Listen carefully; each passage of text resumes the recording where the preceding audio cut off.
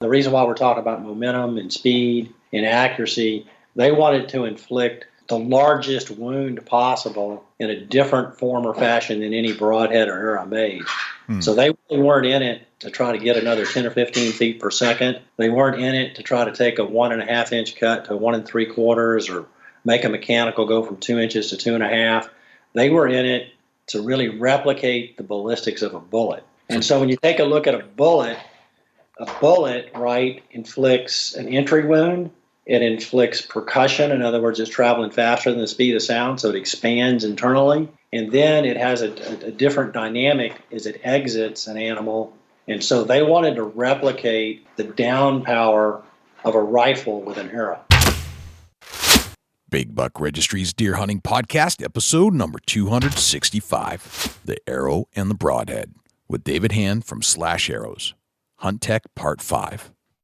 Support for the Big Buck Registry and the Deer Hunt Podcast comes from Rackology. Everything you need in one bag. Now available at Rural King and Orslin Farm and Home storefronts. Or online at www.rackology.org. Hunter's Blend Coffee. Defending hunting one cup at a time. Finally, there's a coffee that helps rather than hurts your freedom to hunt. Use the code BBR to receive 10% off your next Hunter's Blend order. Polar Works Coolers and the Chill Zone, specializing in the most durable, reliable thermal cups and coolers. Keep your drinks hot or cold in any element. Covert Scouting Cameras, remote cameras for hunting, wildlife, and security. Morse's Sporting Goods, a full line of sporting goods without the sales tax. And Big Buck merch. You can get cool, high-quality Big Buck t-shirts, long-sleeve t-shirts, and hoodies. And show support for this podcast by visiting www.bigbuckregistry.com/MERCH.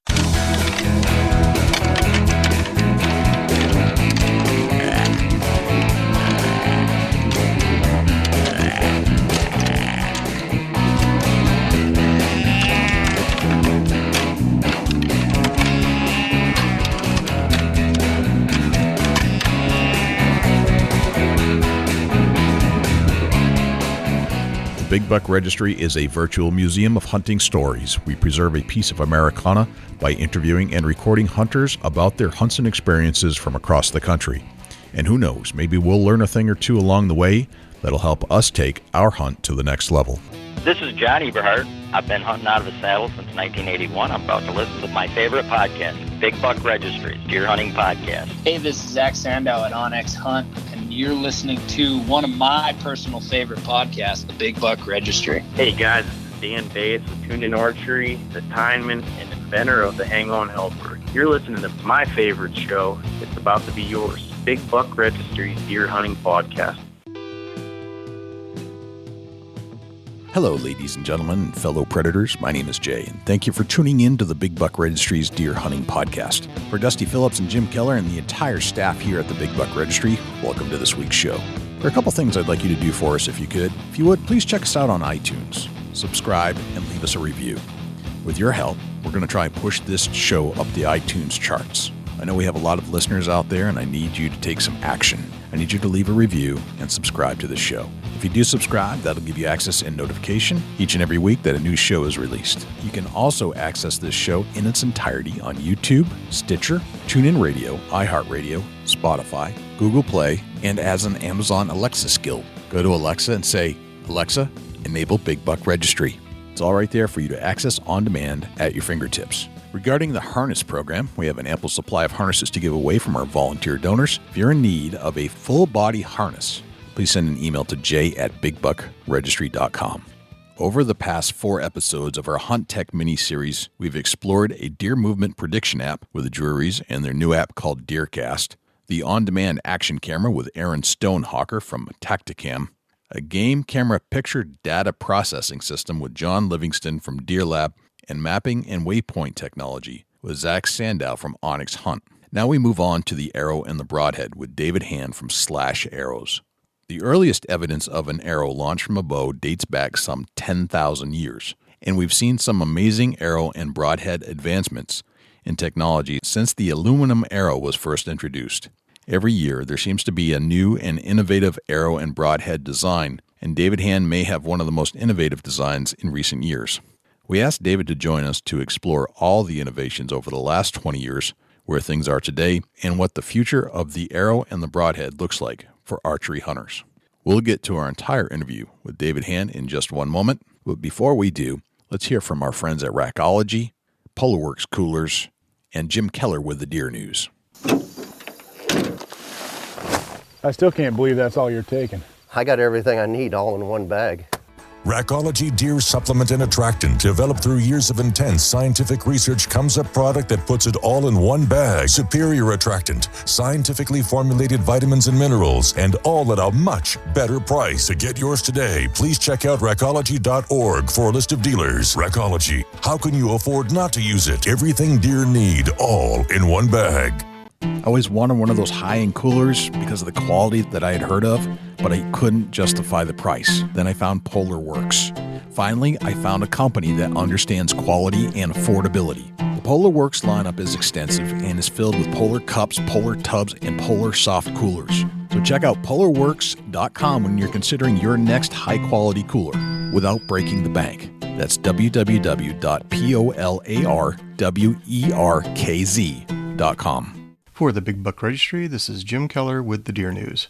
Our first story this week, Chris Brackett indicted on charges for illegally poaching 2 bucks in Indiana. This story is from the OutdoorHub.com website. The U.S. Attorney's Office, Central District of Illinois, released an announcement reporting Chris Brackett indicted on felony charges after allegedly taking one more deer than his hunting permit allows and then attempting to cover it up. The U.S. District Clerk of the court will schedule the date for Brackett to appear for arraignment in federal court in Peoria, Illinois. If convicted, as charged, the statutory maximum penalty for each offense, conspiracy to violate the Lacey Act, count 1, and a violation of the Lacey Act, count 2, is up to 5 years in prison and fines of up to $250,000.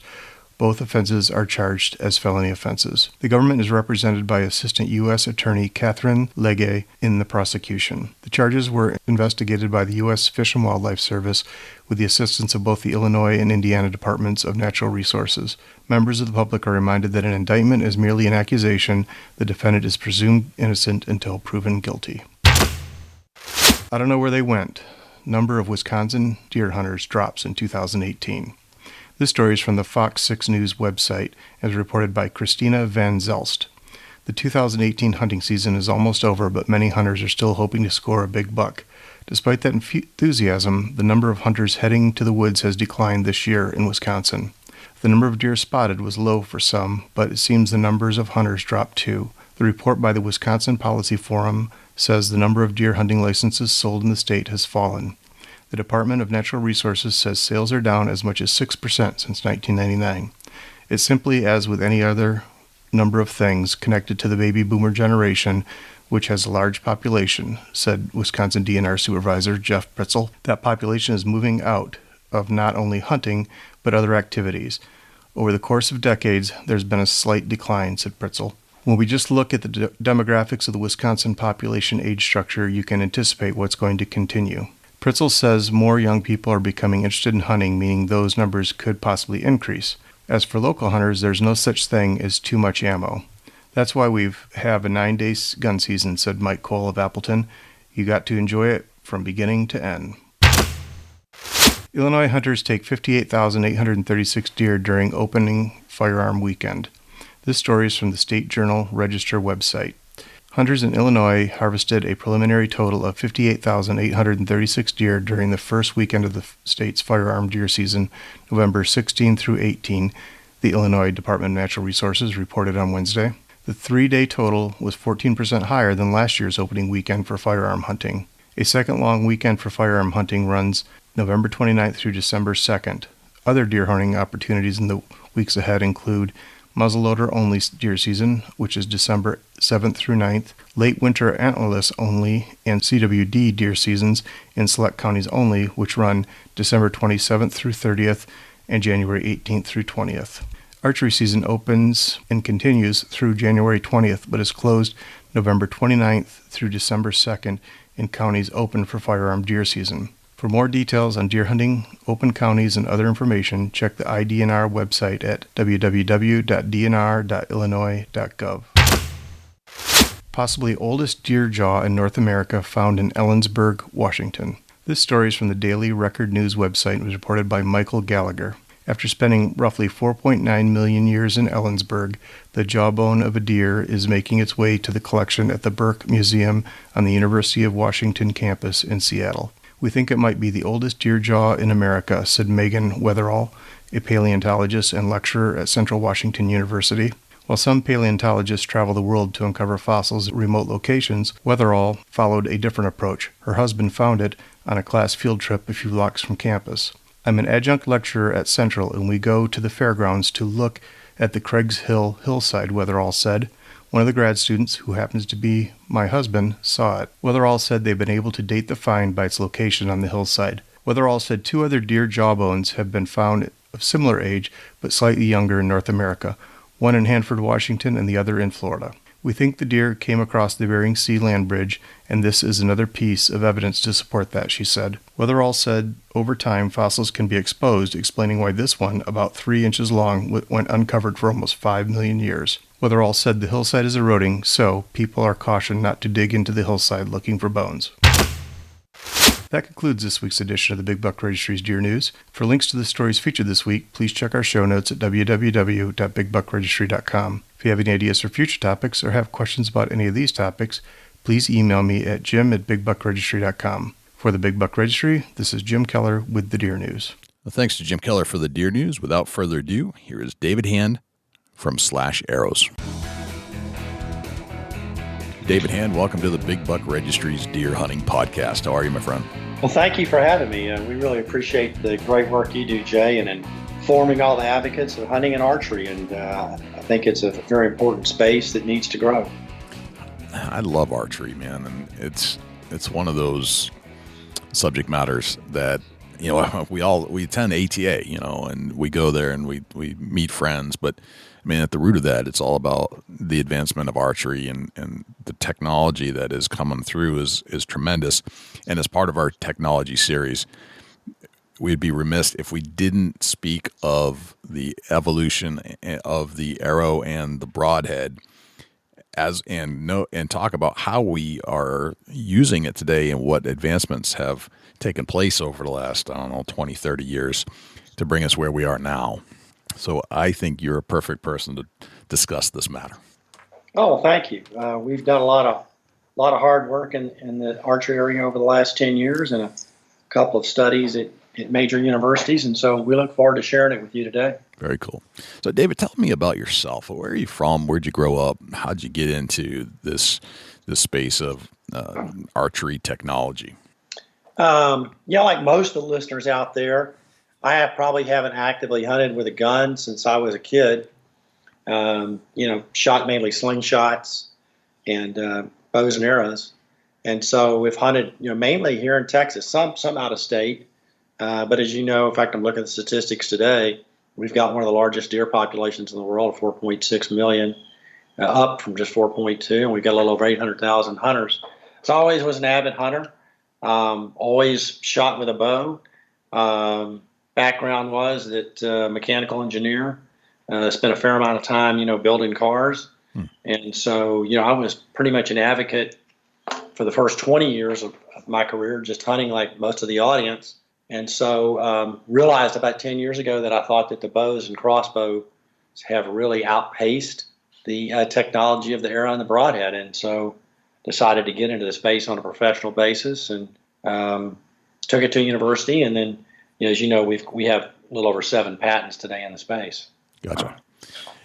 So we're talking about, there's been advancements in bow technology and crossbow technology, right? And that in and of itself it should be its own separate podcast. Today, we want to talk specifically about arrow technology and specifically about broadhead technology. The advancements from even when I shot as a kid, I don't even remember what I was shooting. I had a bear that I bought out of the Sears catalog, and I don't know what kind of arrows went with it. I didn't care. I just wanted to see if I could hit the target, back then. And I think it cost me $100, as I recall.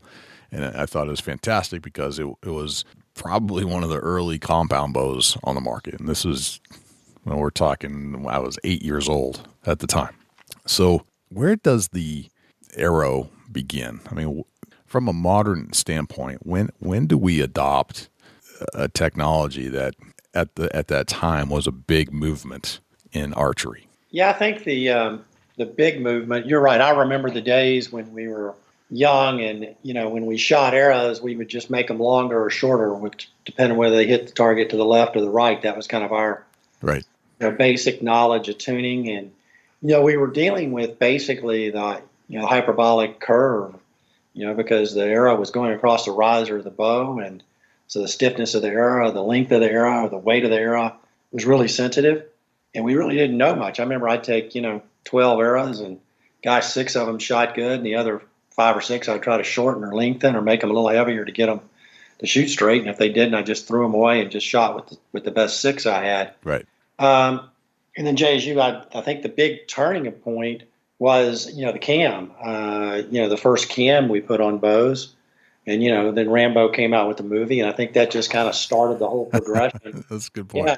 Right. Yeah. I mean, Katniss now, has lifted it. We talk a lot about that at ATA, what Hollywood's done for us. Right.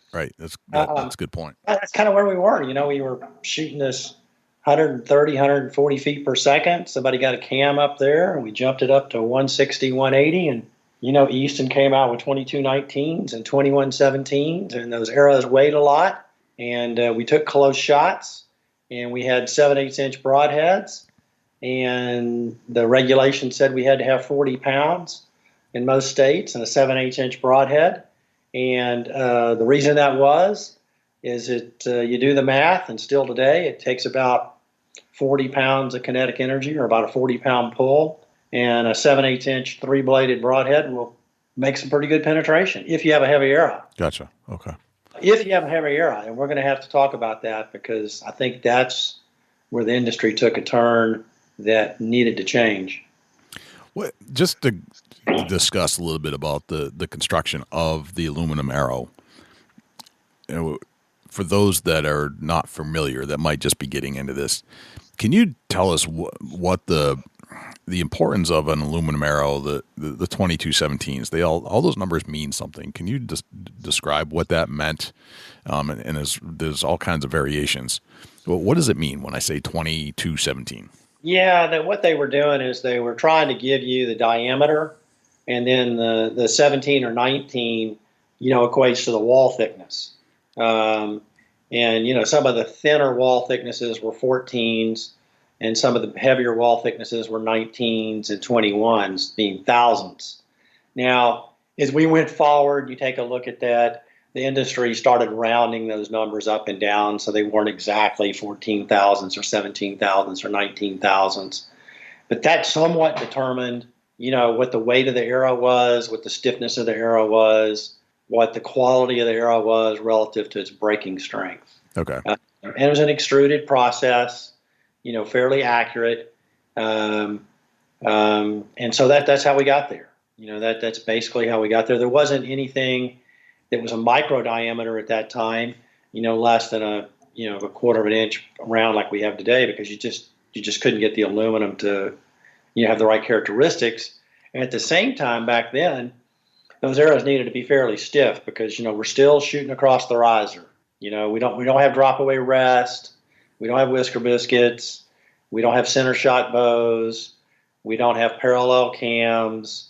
I mean, now we're still, even as we're going into this cam era, we're taking that era, across that riser, and it takes, pretty good ways for that arrow to correct, right? It's going to come out of that bow in a bend, and it's going to wobble back and forth. And, if you take a real close shot, you could see the arrow going left or right on a piece of paper, and eventually, downrange it would steady out. That's kind of where we were. We were shooting, somewhere around, under a couple hundred feet per second. We were using a heavy arrow.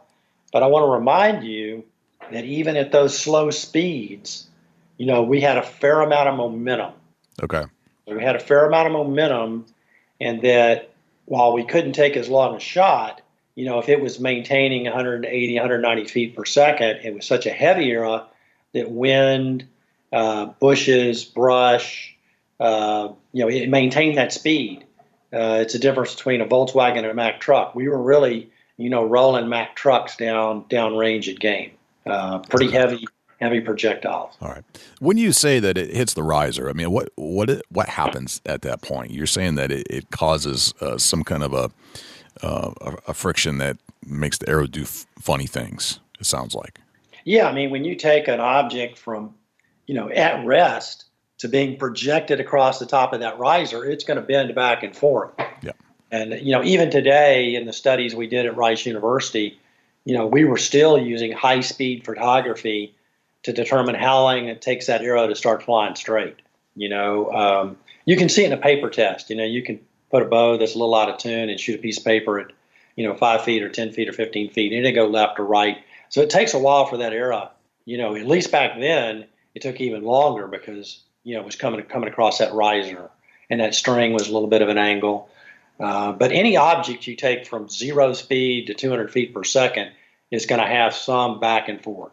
Okay. All right. So is the aluminum arrow at that time, it was the best we had, right? For the span that we used the aluminum arrow exclusively, that was the best on the market. Yeah, I think the downside to the aluminum arrow, right, was that it was heavy from the knock end all the way to the tip. Okay. And there really wasn't a way to make that arrow lighter in the back and heavier in the front. Because it was an extruded piece of metal, piece of aluminum. Now, there were higher grades of aluminum that allowed us to step into aluminum crossbolts later on. Yep. And, then there's some hybrids that came along. But basically, that's where we were. The states at the time, were basing, and this is important because we still have most of the states are basing their regulations on you shooting a fairly heavy arrow and a 7/8 inch broadhead. And what they were looking at is they were looking at the momentum, because at 40 or 50 pounds of pull at 180 or 200 feet per second with a heavy arrow, you're up there, close to that 13, 14, 15, foot-pounds a second. And we're going to talk about that because when we went to the carbon arrow, we lost that momentum. Okay. All right. So the advancement went from aluminum to carbon. So you're saying that we've lost something with the carbon arrow that we had with aluminum.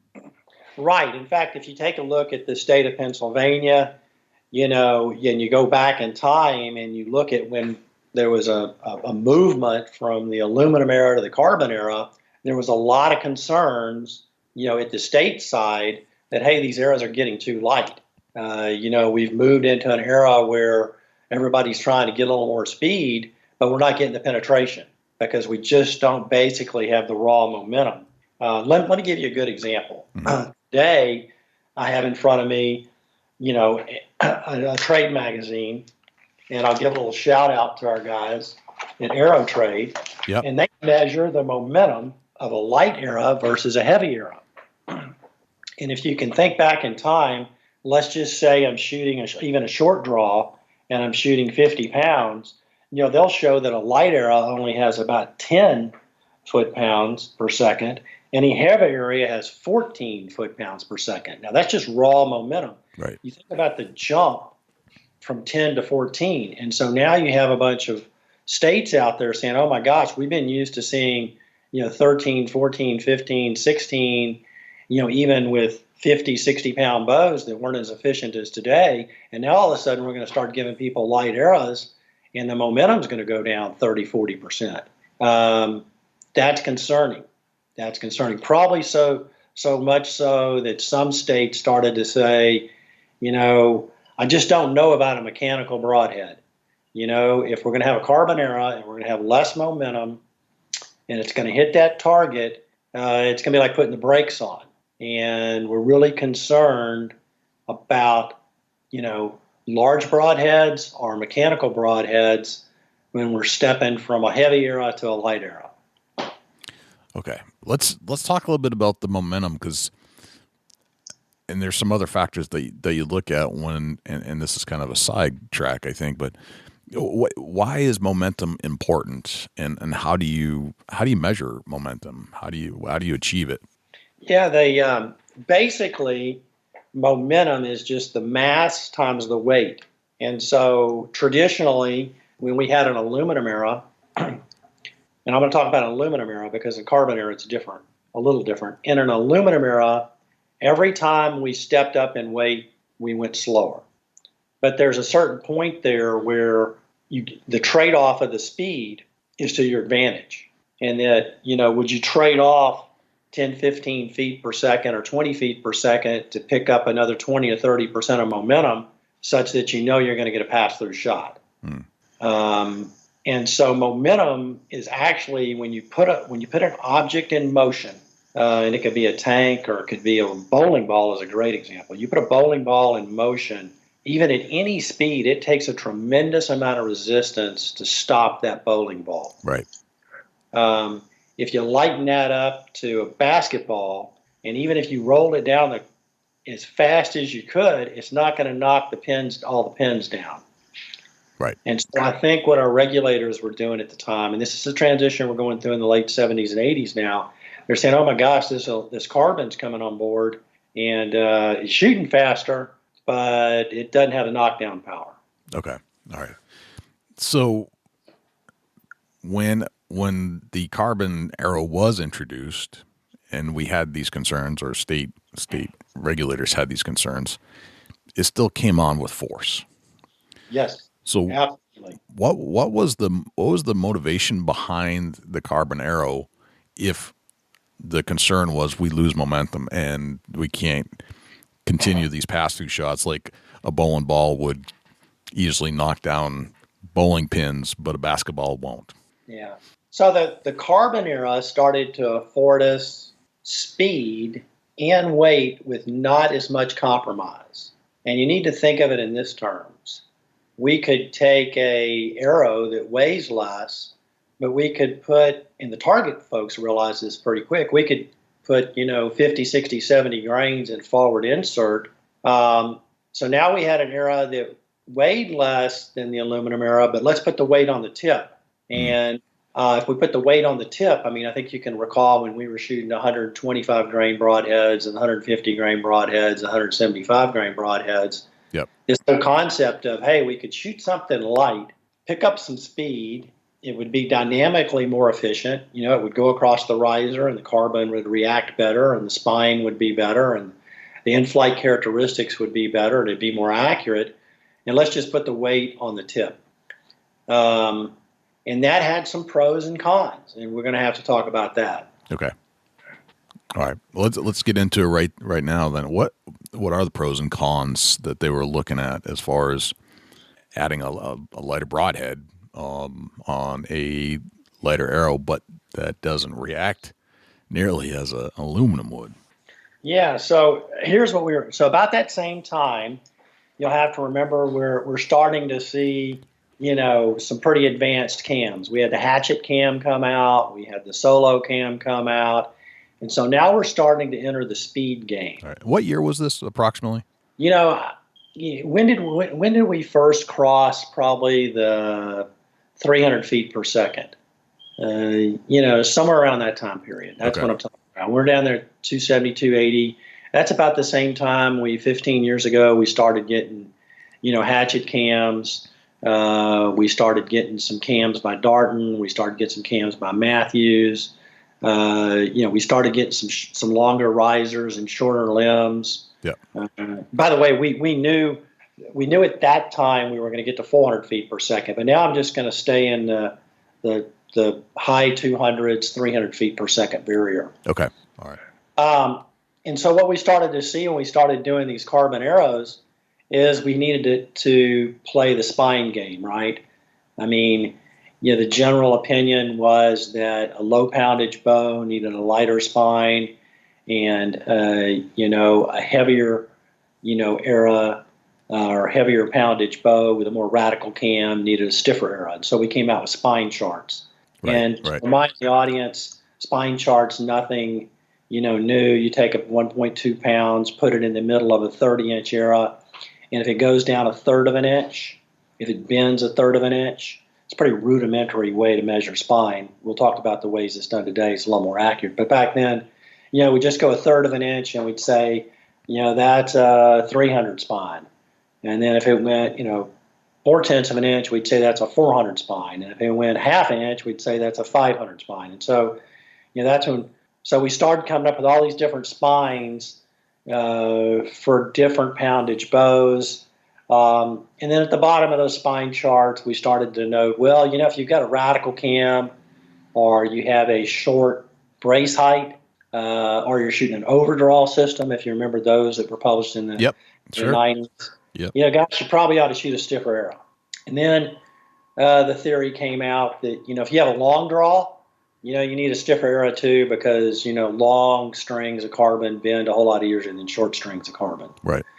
So, that's when we were, and back then we had some speed, but then we still didn't have, quite the drop away rest perfected. We didn't have the whisker biscuits. We didn't have center shot bows.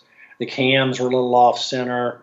We didn't have, the risers were still a little shorter than they are today. The limbs were still a little bit bigger.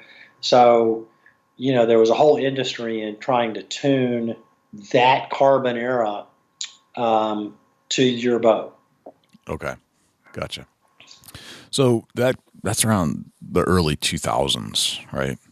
Yeah. And so then the theory started to develop, and Dr. Ashby came out with it that said, if you put more weight on the end of that arrow, then it's going to flex more. Right. Pretty common sense, but a lot of people neglected that, if you put a heavy broadhead on the end of that arrow, it's going to flex more than a light broadhead. And so we really lost, and in my opinion, that was a mistake, because we had some pretty good designs that were 125 and 150 grain broadhead. And then on the backside, we had some people that were producing 60 grain and 75 grain broadheads that also were very effective. And there's no reason why you can't have a pretty good sizable cut with something that weighs 60 or 75 grains.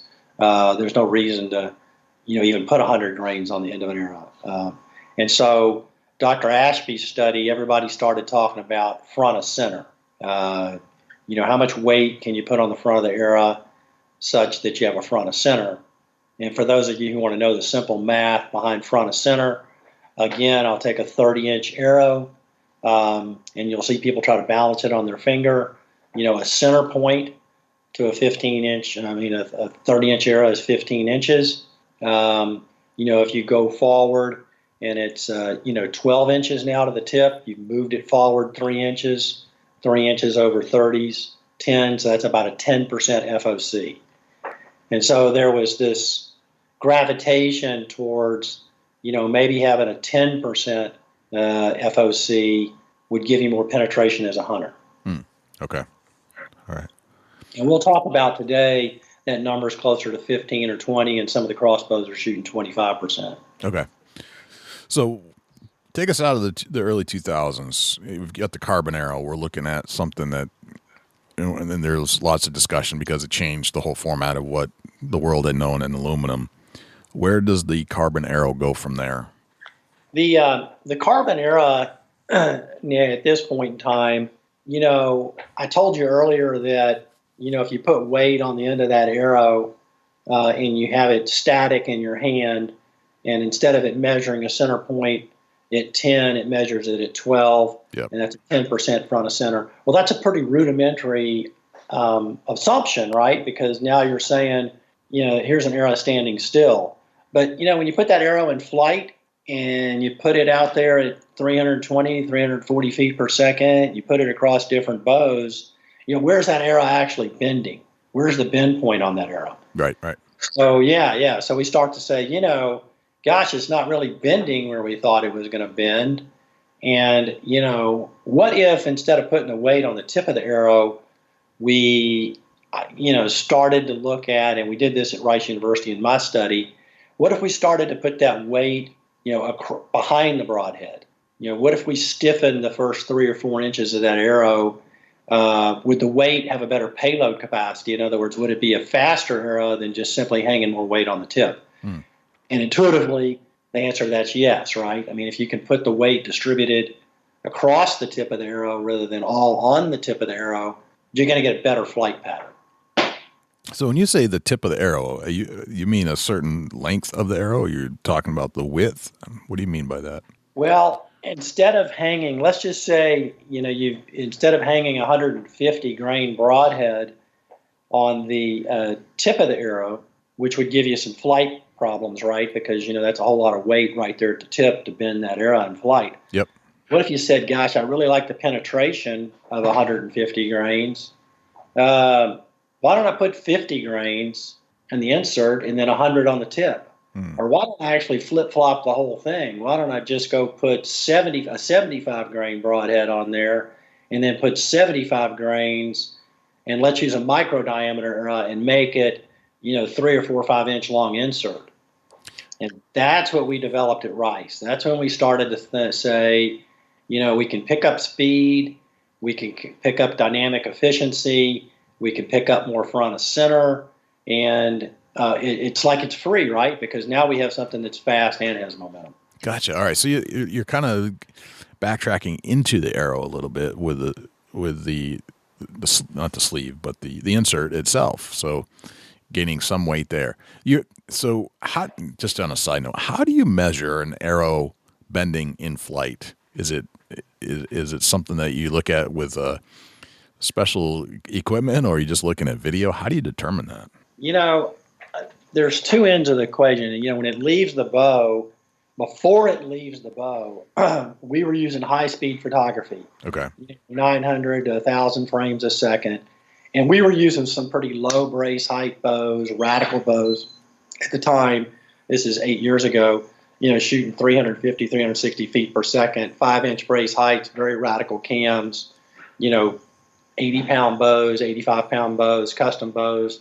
And we're trying to see what's happening before the arrow even leaves, the bow.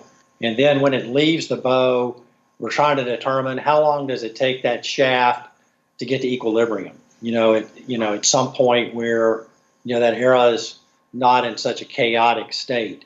And then when it hits an object, and this is very important in hunting, what does it do when you impact bone? Is it gonna bend a lot? Is it gonna get penetration? So we were looking at the whole flight pattern, shooting it into, obviously, we were taking animal bones, we were taking real hide, we were doing high-speed photography on actual animals. Here in Texas, we're lucky that we have axis deer, fallow deer, hogs. So we have a lot of game that can be hunted year-round with high-speed photography, which is just a great place to study it because we're not really constrained to hunting season. Okay. So every time, no matter what the arrow is, slamming 40 pounds onto a flexible arrow is going to cause a bunch of chaos initially until it finds its natural point back to normal in flight. Right. And what we basically determined was that if you're a hunter, you are better off to overspine the arrow. You're better off if you've been shooting 350 or 400 spine arrow and you're going into a hunting situation and you're going to put some weight on the end of the tip.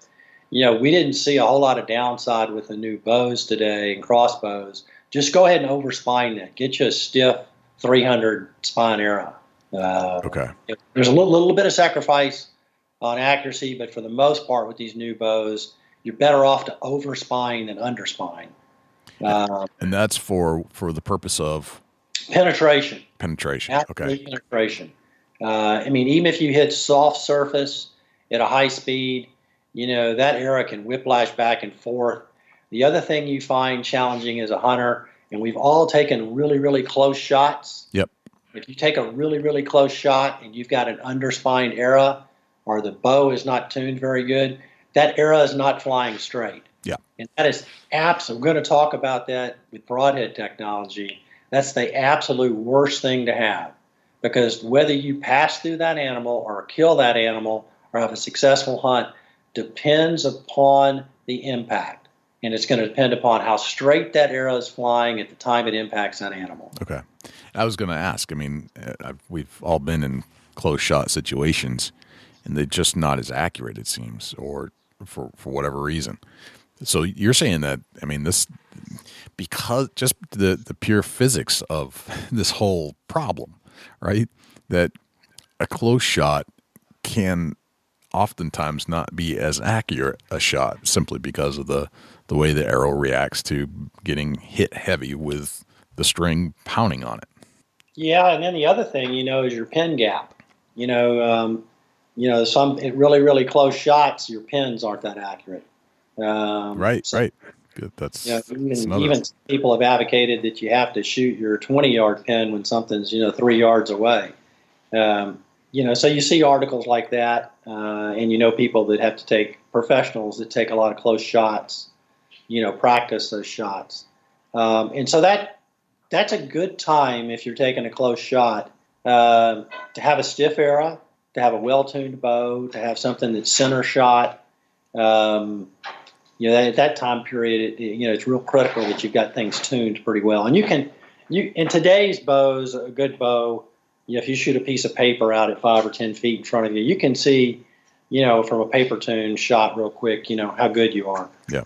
But in real life, Jay, nothing good happens when you're that close to the animal. There's always something seems to happen. Yeah, something usually goes wrong when I'm that close. I've never had anything go particularly wrong when they're out 30 yards. But it seems all my problems seem to come when they're inside of 15 for some reason. Yeah, I'd rather take a 30-yard shot all day long than a 15-yard shot. And then if you add elevation to it, we're going to have to talk about the downside of a mechanical on a tip, shooting from angles from a tree or anything of that nature, because that can really affect your penetration. Okay. So you're at Rice, you're developing these arrows. Tell me about some of the other advancements that we've looked at since the deeper sleeve insert. What else has come along since then? The quality of the carbon, the carbon that the high grade 40-ton modulus carbon that we traditionally have kind of reserved for the high end, target shooter or the high end arrows has come down market. Price has come down some. We use a lot of 40-ton modulus carbon to make micro diameter arrows. The micro diameter arrow is pretty sensitive in that it needs either some wall thickness or stiffness to be a good hunting arrow. We actually have seen arrows that are 204 IDs and 255, 265, which is considered kind of a small diameter, not quite a micro diameter. We actually, that's where we focused a lot of our attention, at Rice was, and by the way, the objective here at the end of the day is, I know a lot of people are listening, they get pass-through shots, and a lot of people, have been, somewhat successful, but you have to remember the university wanted to completely change the outcome.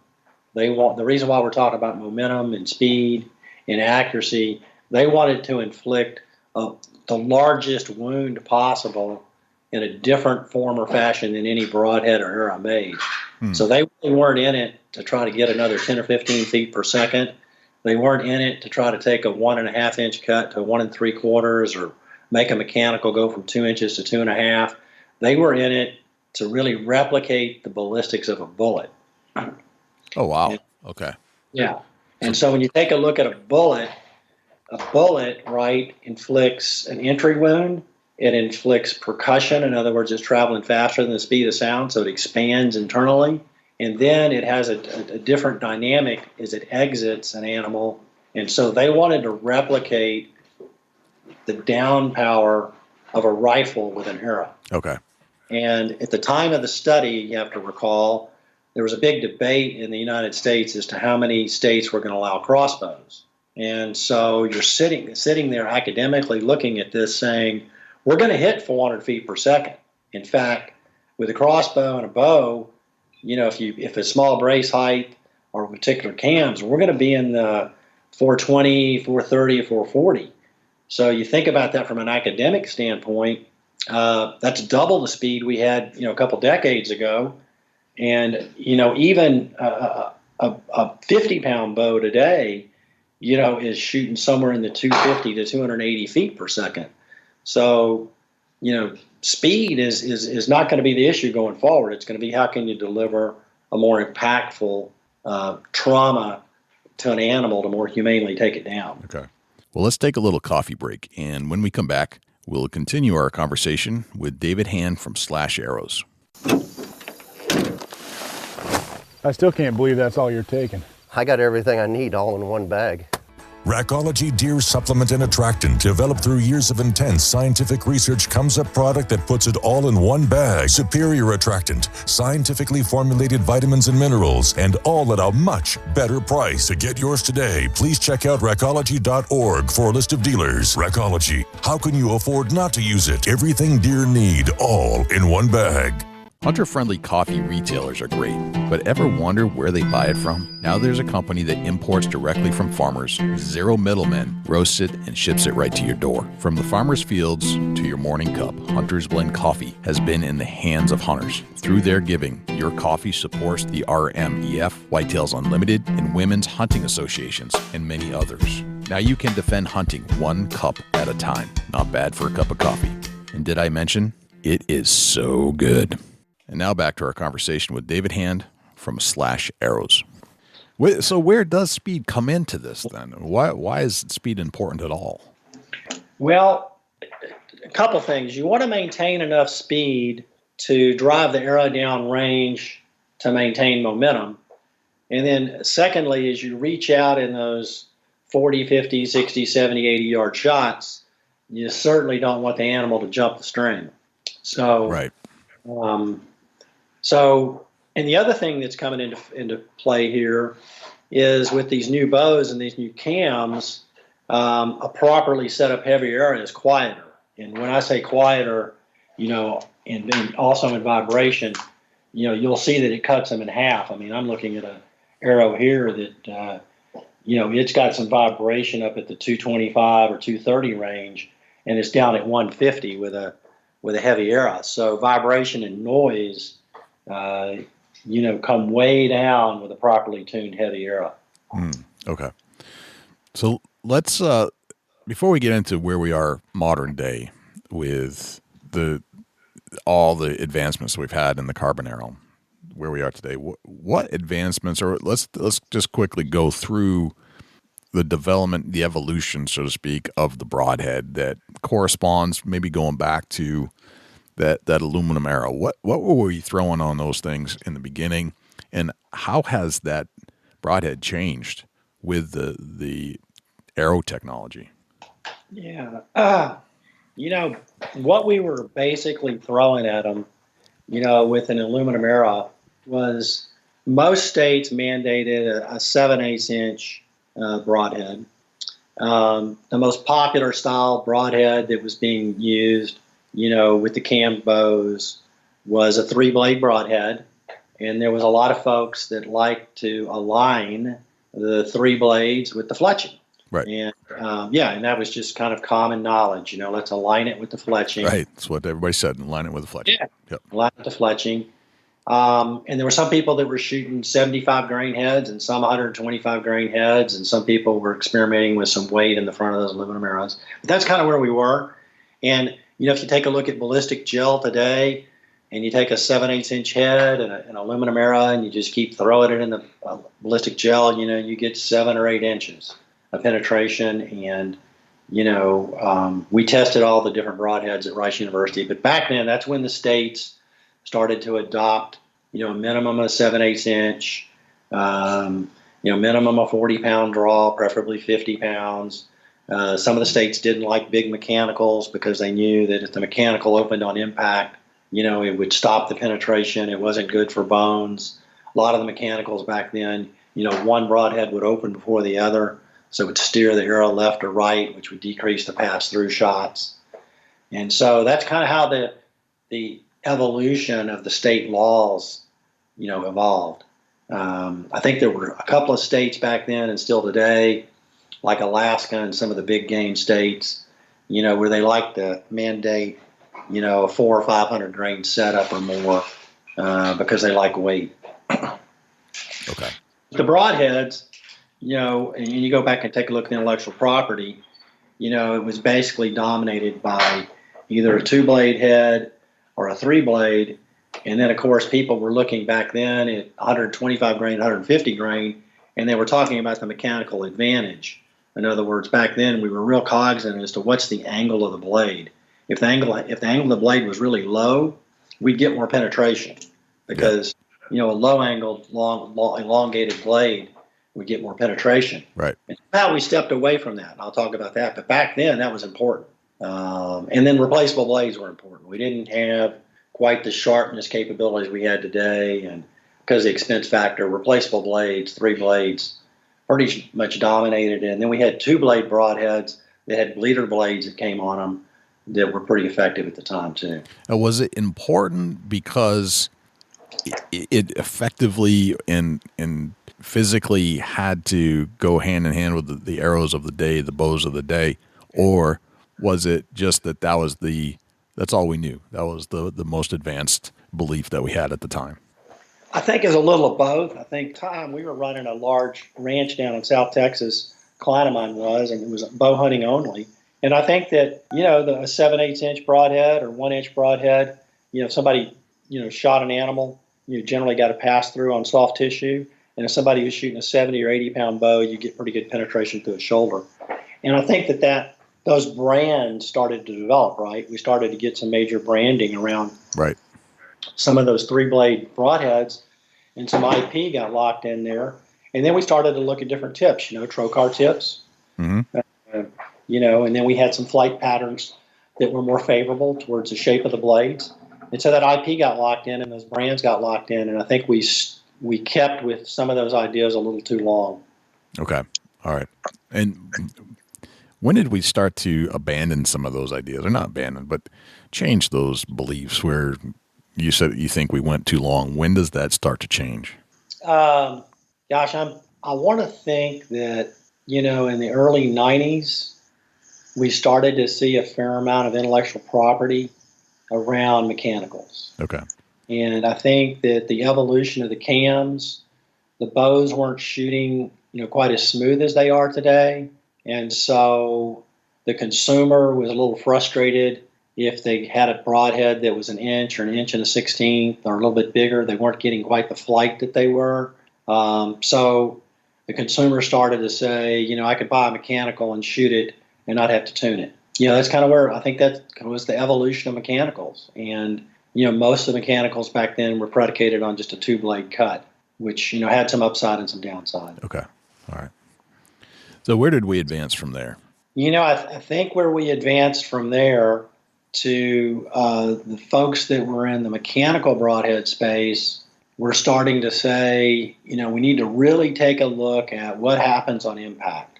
Can we have a front deploying mechanical, a rear deploying mechanical? Can we put some slots in the blade such that if it is left or right, we've got a little bit of play so that it takes a more perpendicular flight into the animal? I think at the same time, we were starting to get better bow sights. There was certainly a lot of advocacy towards shot placement because now we're starting to get 3D targets that have heart and lungs on them, and people are starting to stay off that shoulder bone. Right. And so, so I think the thing that happened is everybody that was shooting a mechanical realized, gosh, the last thing you want to do is hit bone, whether it be a rib or a shoulder or a spine. These mechanicals, fly real well and they fly real fast, but, it's a soft tissue shot. Okay. And then I think then your fixed blade folks were starting to say, could we change the tip? Could we make them a little larger? Could we standardize them at 100 grains? Could we elongate the blades a little bit? Can we do some things where the blades are actually being held such that the airflow going across there actually can stabilize it? Which there's a lot of IP and patent around that. And so you started to see some fixed blades shoot pretty good. And then about that same time, the bows, of course, got so much better that, the tuning problem got to be less of an issue. Right. Okay. Where are we today with the arrows and today's modern broadheads as far as the ballistics relative to hunting? You've done some classes or some presentations on this, but I think this is the part where we should really focus on, because this is the technology that hunters are getting into right now. Yeah, so when we looked at the mechanicals and we looked at the fixed broadheads and then we looked at the arrows, we said, there's a real real mistake here being made in that we know that from a broadhead technology standpoint, when you enter an animal, there's probably nothing better than a fixed broadhead. I mean, or fixed object. I mean, it's just at that point, you're traveling at a very, very high speed. And if you want to just 100% of the time not make a problem on entry, it's better to have something fixed and hard. And that's what a bullet does, right? A bullet says, we're going down range, and gosh, the first thing we want to do is enter past the bone, past the hide, past the ribs, and we want to expand. Then the bullet says we want to expand internally, and then we want to exit as large an exit wound as we can. And it's a whole lot easier to go out the back side of a shoulder or the back side of a rib than going in. And that's something you need to remember. It's a whole lot easier to go out of an animal than to go into an animal. Well, that's a funny statement. I mean, it seems contradictory. So can you dive into that a little bit more? Yeah, the whole shape of any animal's outside structure is protection, right? So the hide, the bones, the cartilage, everything is designed to keep something from coming in. We shoot a lot of hogs here in Texas, and gosh, from the neck all the way back, it's got very thick cartilage and a lot of protection and protecting the cavity. Even the humans have a lot of flesh and ribs and protection and shoulders to protect our heart and lungs, and that's the same with all animals. But once you get inside of an animal and you're on the back side of a rib, that rib is pretty susceptible to a trocar tip or a fixed object that could either go left or right of it or break it. So it's a whole lot easier going out than coming in. So that's why it's important to maintain momentum in the shot. Gotcha. Okay. That makes sense. Momentum. Yeah. All right. Yeah. Yep. And so what we learned about penetration is that when we did all the tests on the broadheads, for the most part, you sit there and you shoot a 1-inch broadhead all day long, and in ballistic gel at 40 foot-pounds, it goes 7 inches, and maybe a great broadhead goes 7.2 and 7.4 and 7.6. Really nothing exciting there. You may have something, a 3-blade broadhead that has some low angles, and it's a little more efficient through the ballistic gel. Maybe it'll go, 8 inches, but it's almost a commodity. So what we found out was that for every 16th or 32nd of an inch that you drop in the cutting diameter of your fixed broadhead, you pick up a tremendous amount of penetration.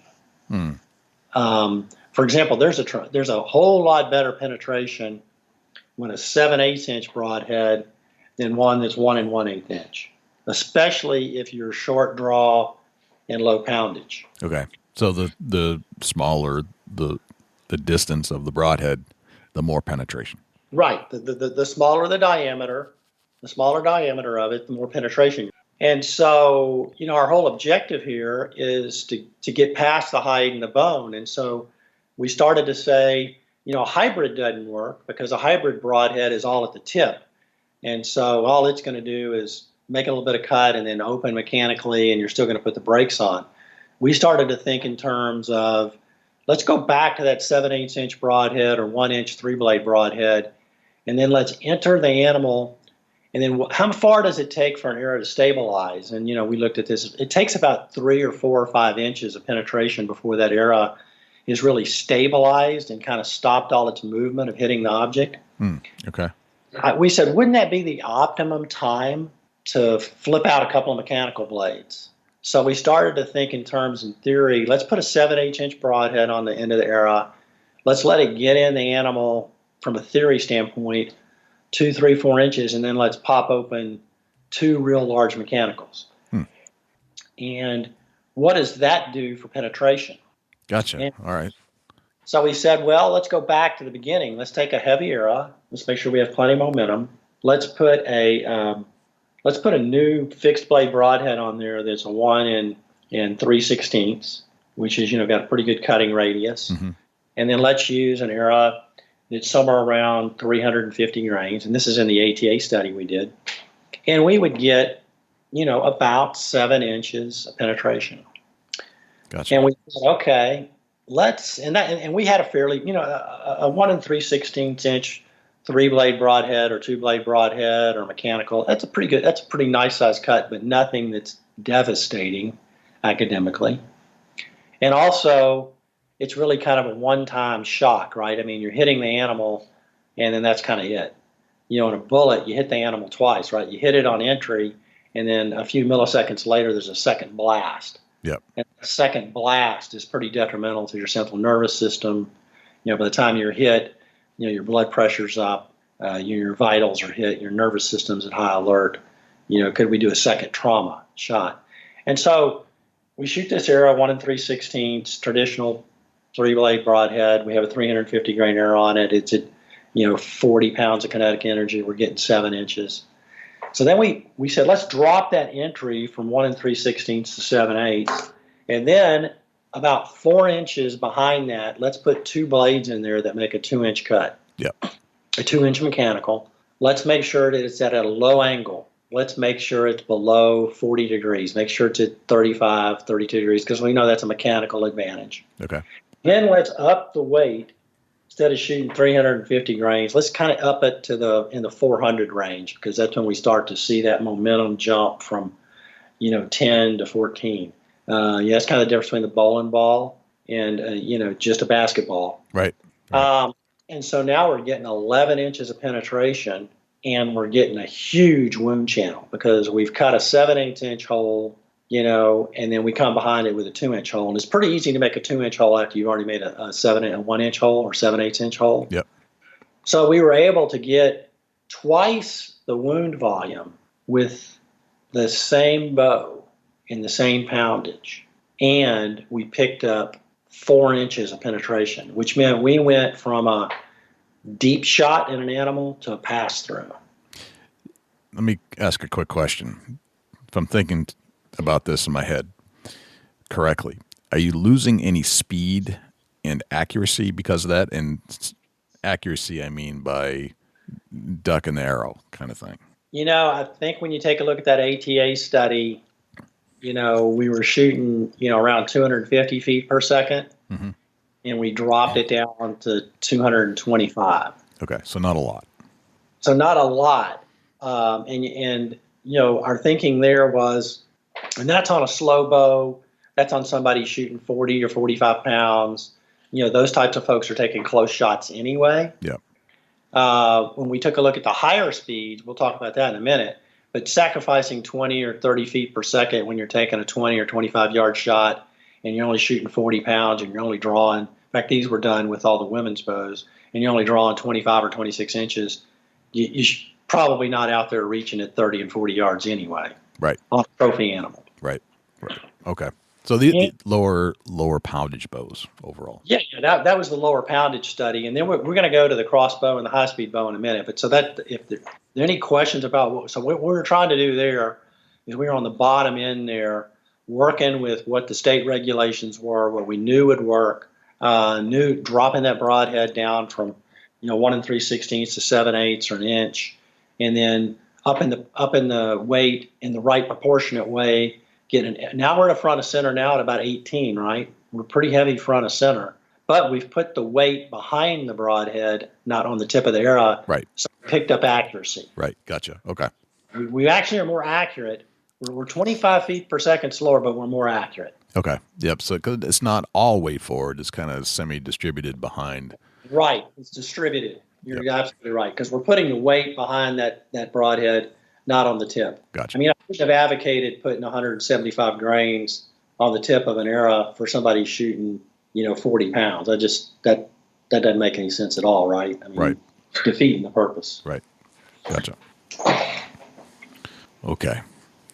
So then you tested some, not compound, you tested some higher speed arrows or higher speed bows. Yeah. So now we're stepping up into the mid range, person shooting that 60, 65 pound bow, shooting at 310 feet per second, type of environment. And so we said, one of the things we have to do here is, when you get up into that range, can you still have the momentum with this device and not lose the speed? Instead of using a 7/8 inch broadhead, we'll go to an inch broadhead. Instead of having a 2-inch cut, maybe we can go to 2 1/4 or 2.5 inch. Lay the blades back a little bit. Let's step that weight up from that 380 grains to 450 grains. Let's see how much speed we'll lose. And what we found out is that you could make a product that's in that 11 grain per inch category, and most 11 grain per inch per arrows were shooting out of the bows we were testing 290 feet per second. Okay. And because this weight wasn't on the tip, and because it was distributed, and we used high carbon 40-ton modulus carbon, and we were doing some things there, this arrow would shoot 305 feet per second. So, we're giving up a little bit of speed on the top end. I mean, we're not shooting 330 feet per second, but we're not shooting 290. We're shooting about 305, and so it was a good balance, right? I mean, we found that let's don't go way up in the 500 and 600 grains, but let's kind of stay in that mid 400s. Let's put a 1-inch cut on the front of that, and that could be any 1-inch cut. There's a lot of people making good 1-inch cut 3-blade or 2-blade broadheads. And then how much blade can we get away with in the shaft? We could probably bump it up to 2 1/4 inch with low angle blades, and still get a lot of pass through. And you have to remember, those mechanicals never see the in entry. They're completely closed. And they're completely closed for the first 4 inches. Right. So you've got somewhat of a free ride, right? You're acting just like a small 3-blade, in entry. Yeah, which is what you're along for the ride until you get to your landing spot. Right. Yeah. Right, and then we didn't slow down to 290 feet per second. We still stayed up at 305, and that's pretty acceptable. And then you step up to the extreme when you've got people shooting, 360s, 370s, 385s, in the 72, 73 pound boat range, and they've got 5 1/4 inch brace height bows. What we noticed there is that they sacrificed some speed, but they picked up a tremendous amount of accuracy. And when they were making longer shots at 50, 60, 70 yards, the arrow wasn't as susceptible to slow down due to wind or crosswinds, because you're still projecting a pretty heavy projectile out there. Yeah. Makes sense. Like a heavier bullet will pass through more obstruction because it's heavier. Right. Yeah, it's heavier. And we noticed that, if we lighten the design a whole bunch, out there at 50, 60, 70 yards, it started to slow down pretty quick, right? So between 50 and 70 yards, we got a lot of drop out of a light arrow. It just kind of lost some of its luster because of the friction. Right. Now there are some folks using some low profile vanes. That helped. Okay. Smaller diameter shaft helped. Drop away rest, a good drop away rest helped. I mean, you start using all those things that we have today, and it works. Did you test anything with like the whisker biscuit? That seems to be still a popular type rest. It seems, but that causes friction. Did you see any kind of testing done there? When we were testing slash arrows, because we're already up in that 11 and 12 grains per inch era, we're not seeing a lot of loss of speed out of those friction of those types of devices. Okay. All right. I mean, you're just in a different class. I mean, once you step up to a slash era, and you're shooting in that 400 plus grain range, and you're shooting, 17, 18% FOC, those small little things don't really slow you down. They don't matter. Okay. They don't matter that much. Gotcha. All right. Anything else you want to touch on that kind of like a take home overall statement? I guess my 2 take homes are that whatever arrow you were shooting, if you're shooting anything under 400 grains, and you should know what you're shooting, I'd advocate any hunter take a look at a heavier arrow and a more front of center. And the other thing I'd advocate to everybody's listening, since I've done a lot of patents, the patent laws have changed quite a bit. And if you've got a good idea, before you tell anybody, before you start doing a lot of R&D on it, you can go download a provisional patent, and write down what your idea is, file it. And that at least, stops the clock in time. So it allows you later on, if you develop it, you can do that. And that's what I did. I certainly came up with these ideas nearly 10 years ago, and we wrote them down on paper and didn't do anything with them until we were sure we could get the intellectual property behind it. Gotcha. So I know that this might be hard to predict, but what's the future? Where does this keep going? I think that the future is going to be, I think on crossbows, it's going to be mandated that you have to have something over 500 grains. I mean, we're seeing so much better downrange penetration and flight, even with high-speed crossbows. They're going to go to really heavy arrows. I think they're going to be in excess of 20% FOC. Okay. And I think the archery market's going to follow it, and I think there's going to be lots of hybrid designs. And I think that the hybrid designs that are going to succeed are either going to be in the arrow shaft or they're going to be elongated. And I think that we're going to have to throw out this 100 grain rule that, broadhead's got to weigh 100 grains. I think that's got to go away again. I think people have got to start looking at, if you shoot a light poundage bow, I think you need to be shooting 60 or 70 grains with the weight behind it. And if you're shooting, something that's real heavy and real poundage, you can go up to 125, 150, 175. I think we just got to get off of this notion that 100 grains is a sweet spot. Right. And that seems to be the current standard, so to speak, that everybody believes. And you can do that. We all our arrows work with a 100 grain head, but you need another 50 or 60 grains behind it, and you need a secondary cut. Yeah. Secondary trauma is what kills an animal. Right. And I think we all know as a hunter, we'd like to be able to shoot something and watch it drop in its tracks, and that can be done. Yeah. Fascinating. All right. Well, I really appreciate that you've taken this on and you're engaging this in a study at a educational facility that is backing you to say, yeah, this is worthwhile. I think this is very fascinating. Yeah, and then we think that Slash has got a lot of upside, and it's been around for 5 years tested, and we're getting a lot of progress in it, and so we hope you guys are able to check it out. So tell me, as I'm thinking about this, we talked a lot about academic stuff. Tell me more about Slash. What is Slash, and how is it connected to you? Yeah, when we came up with all the patents, the basic idea was that you could put long blades inside of an arrow shaft. And of course, the arrow shaft has to be lined with aluminum and carbon and strengthened and things of that nature. So Slash develops a full product, a crossbolt and an arrow. Comes right out of the box. You can screw any broadhead you want on it. We actually equip it with a 3-blade broadhead that some that are 60 and 75 because they're just not made in the market anymore. And it penetrates about 3.5 to 4 inches, and then right behind it, inside the shaft, 2 mechanicals open internal to the animal. It's very important to know it's internal because I know we have a lot of listeners that don't like mechanicals, and I don't like mechanicals because they're not dependable on the tip of an arrow. Mm-hmm. So anyway, Slash has the intellectual property and brand. It's sold all around the country. It holds the 16th largest stag in the world. It's been very successful on elk and big game.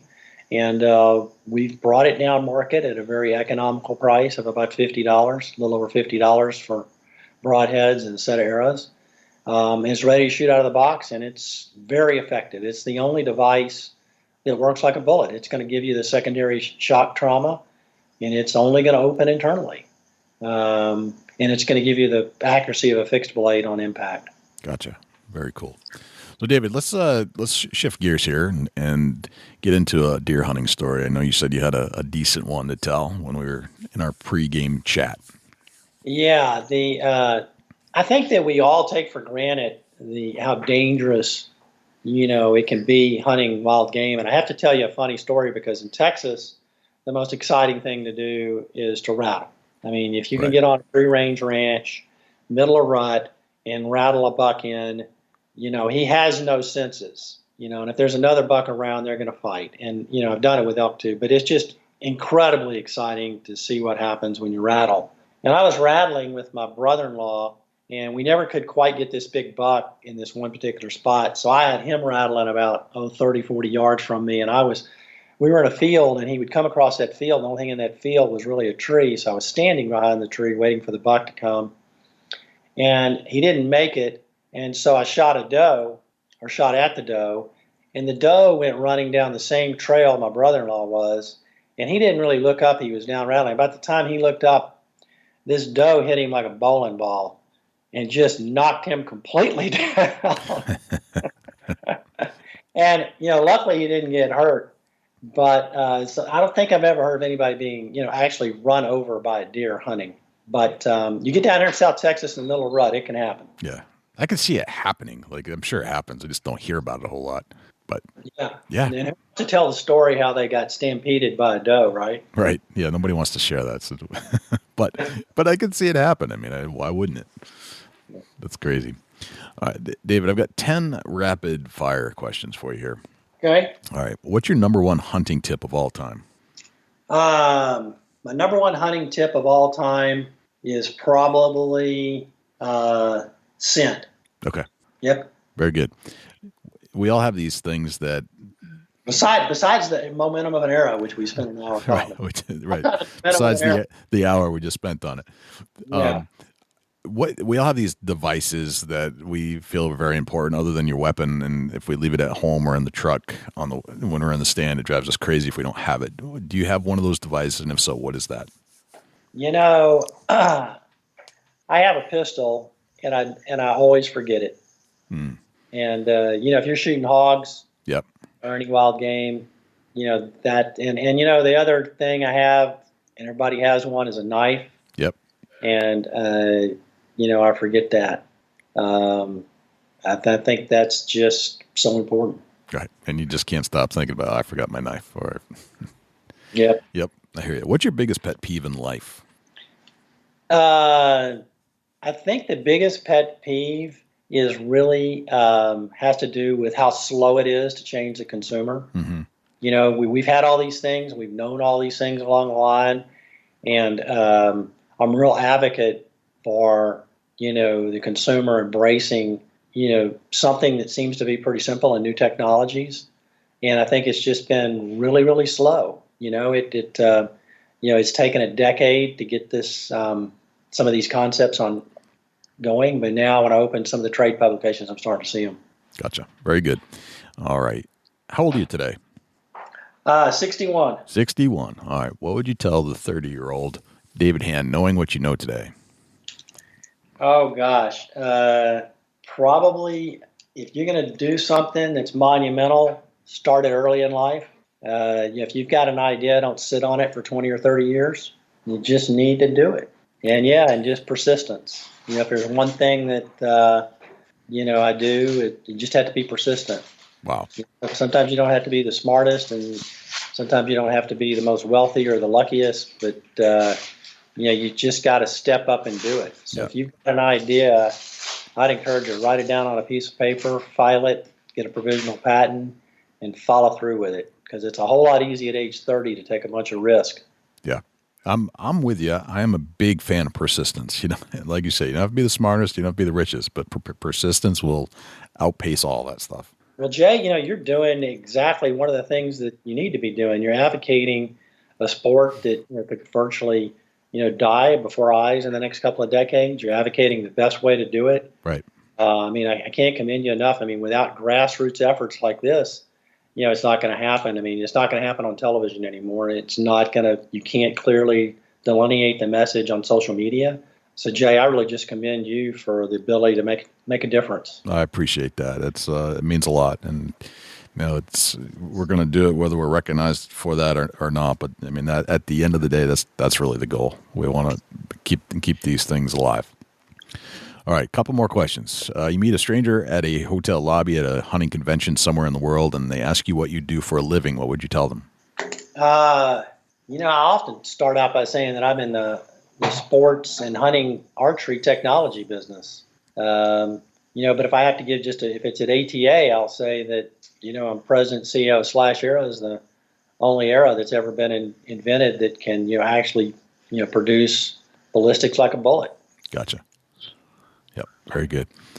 And let's see, what did you have for breakfast this morning? Boy, you are not going to believe this. My wife outshot me 2 days ago. For every one dove I shot, she shot 5. Yeah. And so I actually took the day off today and had fried dove and scrambled eggs. Fried dove and scrambled eggs. Hopefully Thanksgiving it'll be quail. You're the first person to give us that answer for breakfast. I'll give you that. That's pretty neat. I've never heard that before. That's great. All right. So you get your own billboard on the side of a highway. It's a blank canvas. You can put anything you want on it. What would it say? Now that we're coming to Thanksgiving, I'd probably say, God bless America. Very nice. If I say the word successful to you, who's the first person that pops into your head and why? My wife. Excellent. Very good answer. What's a typical day in your life look like?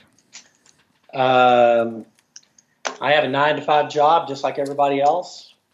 And I get up every morning, read the newspaper, spend time with my wife, go to the office. I'm in the financial services business. Mm-hmm. And then, my waking hours at noon and on the weekends, and about one day a week, we do development work for technology in the archery business. Very cool. And then finally, what's a deer hunting day in your life look like? Yeah, those are fewer and far between, but probably the day after Thanksgiving, either quail hunting or rattling in a big buck in South Texas. That's probably it. Gotcha. Very good. All right. Those are the 10 rapid fire questions. I really, really appreciate you coming on and going through all this deep rooted science and technology that you're developing and looking at. And I appreciate all the work you put into it. And if for some reason we've left some question unturned, or if we've just somehow developed more questions than answers, where can people find you at Slash, or just reach out to you on the interwebs and if they have more questions? Yeah, it's slasharrows.com. I think it's a pretty easy trade name to remember because the blade's actually slash right animal, and that's how we got the trademark. So just go to our website and Facebook, and give us as many comments as you can, and we encourage you just to try it. I think that it's overdue. I think you've spent a lot of money on bows and a lot of things on technology. I think it's time you changed your broadhead and your arrow. Very nice. Well, David, this has been an honor and a pleasure, and thank you so much for joining us on the podcast. And we may have to have you back on a second round, maybe on a BBR Live on like a Thursday night, because that's starting to open up again. And I think showing off some of this technology we've talked about on video would be very cool. And I'll even let you have a few moments to comb your hair. Okay, I appreciate that. I won't look like the Nutty Professor next time we're on live. Thank you. Thanks to David Hand for joining us on the Big Buck Registry Deer Hunting Podcast. It was quite a journey that we just took down Arrow and Broadhead Lane. It's nice to see where we're at, and David definitely has one of those innovative designs, and he certainly knows his stuff, as I'm sure he showed you over the last hour. Dusty, do we have a Chubby Tines tip of the week?